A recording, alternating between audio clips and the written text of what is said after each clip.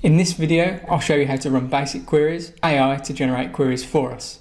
So let's get started. So if we head over to GraphDev.app, the first thing we'll see is the query editor. And if we pop in the URL to a GraphQL API, we'll notice this indicator on the left will turn green, meaning that the endpoint was introspected. And that means that when we start typing out a query, we'll get type hints immediately. And I'll just go over and press send.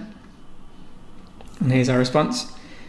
If you do run into any cause issues, you can change the agent at the bottom to desktop.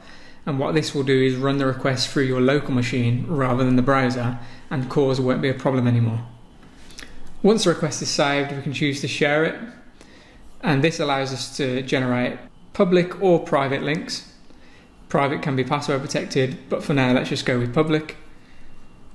This link could then be shared with anyone else.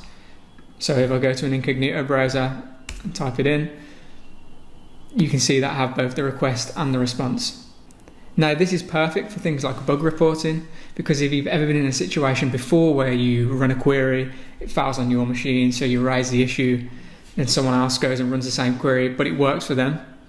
It's hard to find out what happened at a certain point in time, whereas now you have a complete snapshot of both the request and the response.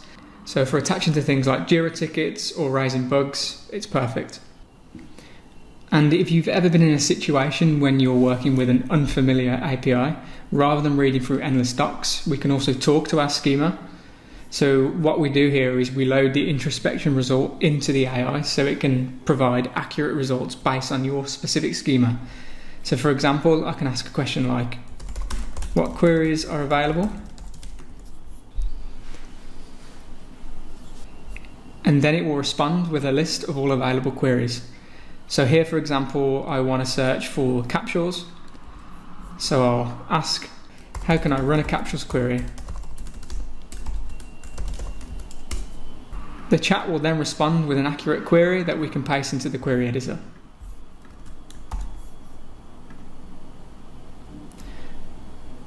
I wanted to keep this short, so that's just a few features of what GraphDev has to offer. If you want to check out more, visit trygraphdev.com. Thanks for watching.